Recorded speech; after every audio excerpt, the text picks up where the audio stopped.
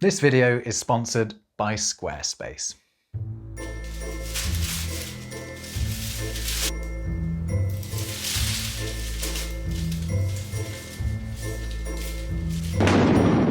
They haunt the pages of our dictionaries, creating confusion and chaos, a disorientating terror to all who gaze upon them.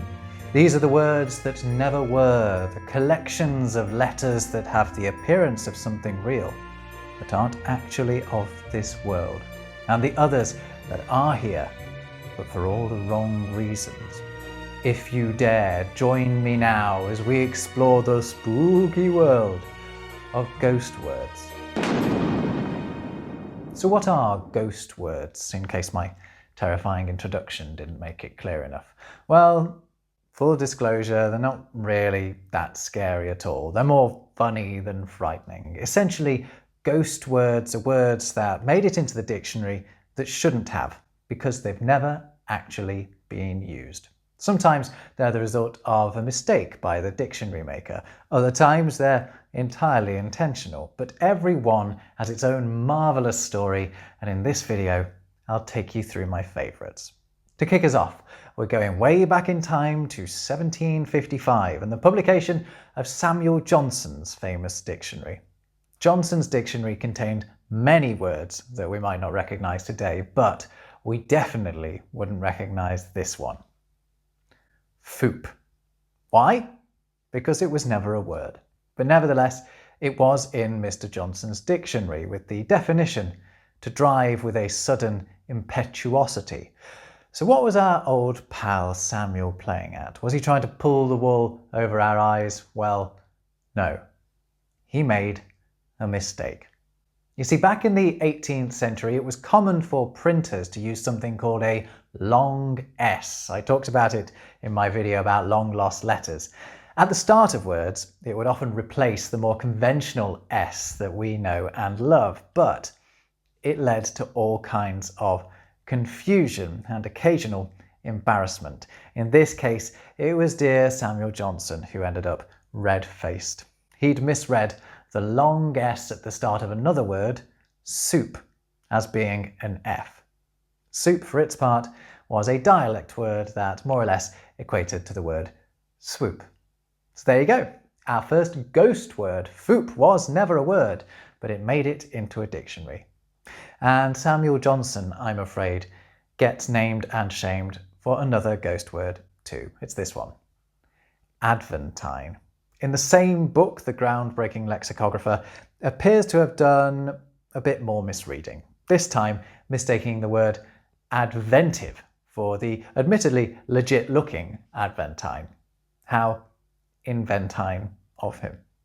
Another inventive fellow was Professor Walter William Skeat, the man responsible for giving us the term ghost word.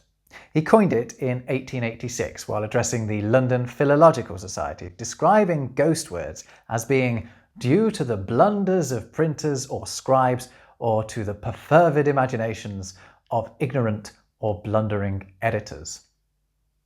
All right, Walter, calm down.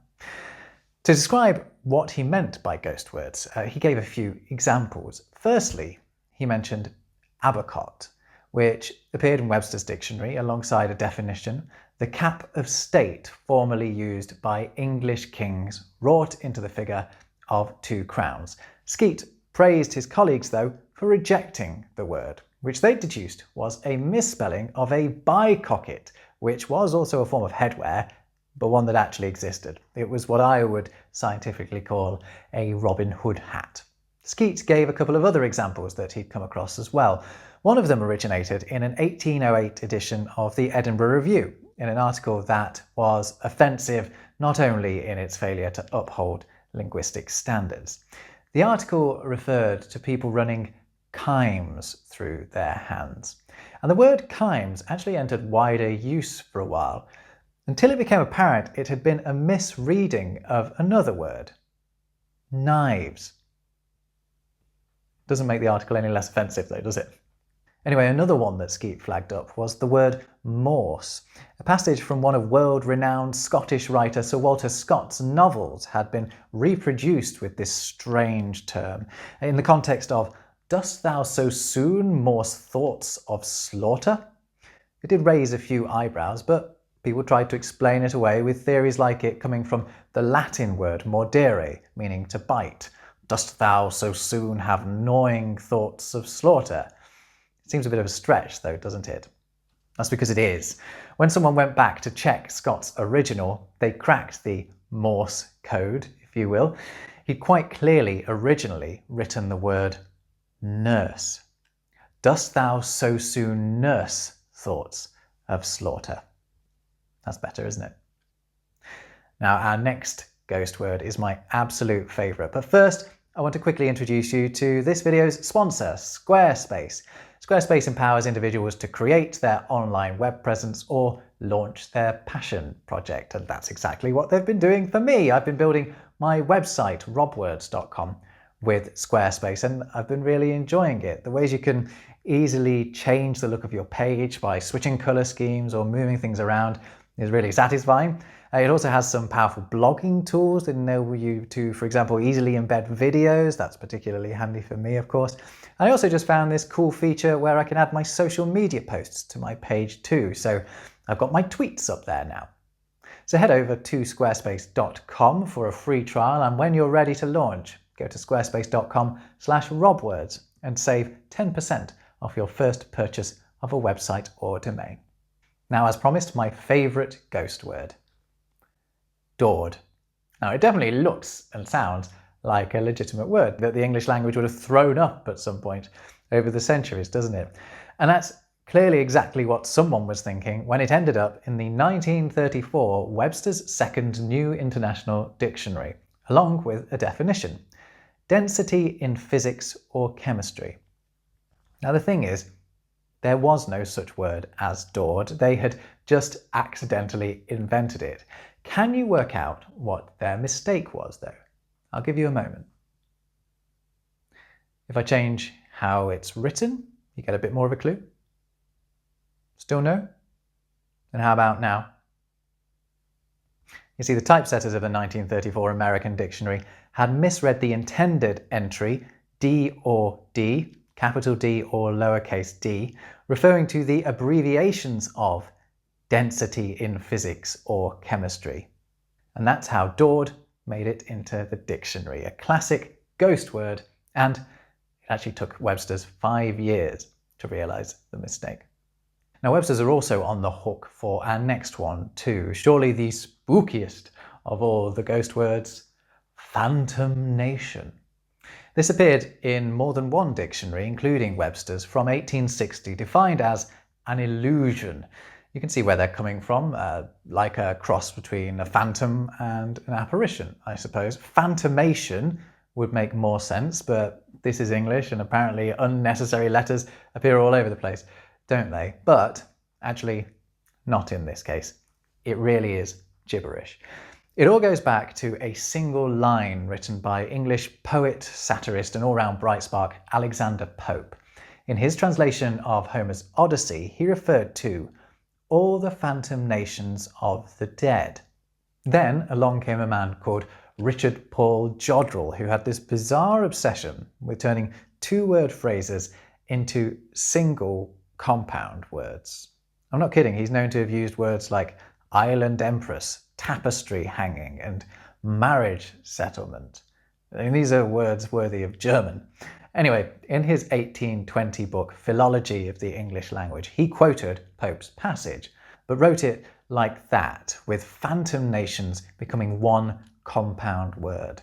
Lexicographers spotted it and, probably confused by the form, stuck phantom nation in their dictionaries with their own deduced meaning, a meaning that itself turned out to be an illusion. Now, none of the words I've mentioned so far are with us anymore, but there are words we use today that started off as ghost words, terms that should never have existed because they're the result of a mistake, but have stuck with us. One such word is gravy. Delicious, delicious gravy. Gravy is thought to have come about through a misreading of old French cookery books. They sometimes featured this word grané, which is probably related to the word grain, which meant anything used in cooking. Today it means seed. But anyway, English translators working with handwritten manuscripts appear to have misread grane as grave, and from that slip-up, we've eventually ended up with gravy. So we could have been pouring granny over our Sunday roasts, and I'm sure she'd have disapproved. Another case in point is... Oh,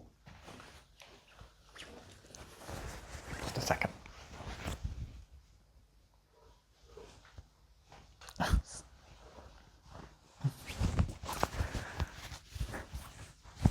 Tweed, the classy woolen cloth originating in Scotland. Tweed is what the fancy London folk who developed a liking for it called it, but it's not actually what the Scottish locals knew it as. To them it was simply a variety of twill, another rough woven fabric. But the story goes that the ignorant English misunderstood the local pronunciation of twill, which in Scots was tweel, and thought that the woven wool had been named after the Scottish river, the Tweed. So that's why these days we're still wearing tweed. Also lost in translation was the word syllabus. It has no right to exist in the form it does as this fancy Latinate looking word. It comes about from a catastrophic misreading of a word used by, admittedly, Roman poet Cicero, citibus or sitabus. It meant a sort of label or title slip in a book, which is not a million miles away from one of the uses for syllabus these days. But syllabus only exists because someone either missed off or failed to notice the lines across the T's. An even bigger travesty is the occasionally used plural syllabi. That is a Latin plural form applied to a word that sensitive Cicero knew was Greek. Now, up to this point, we've dealt with the entirely accidental, but I mentioned up top that some ghost words have been placed there on purpose to deliberately deceive us. Why in the world of word books would anyone do that? Well, have you ever heard about how map makers, or cartographers as I think they're known, sometimes include fake places on their maps as a way of being able to tell when someone has copied their work? If you didn't already know that, it's pretty cool, right? Well, dictionary makers do something very similar. It's a way of protecting their intellectual property. One such red herring appeared in the 2005 second edition of the New Oxford American Dictionary. The word was esquivalience, or esquivalience, esquivalience. It doesn't really matter how I pronounce it because it doesn't exist. It was brought to the world's attention after word got out that the dictionary's E section deliberately contained a fake word. That revelation led to a clamour to find it, with the book's over 3,000 E entries whittled down to 6 possible candidates. Nestled among the likes of electrofish and eurocreep was esquivalience, a noun meaning a willful avoidance of one's official responsibilities. Well, the rather cheeky definition, along with some iffy French etymology, gave the game away, and esquivalience was identified as the imposter. But dear viewer, beware. Who knows what other such words designed to deceive lurk in our dictionaries still? There could be one in your house right now. And on that unnerving note, I'll bring to an end this ghoulish introduction to ghost words. Thanks for watching. Please hit like and subscribe if you have enjoyed this, and also click on one of my other videos too if you don't mind. I've included some links to my sources in the description below because there's some really interesting articles out there about this. Until next time though, take care.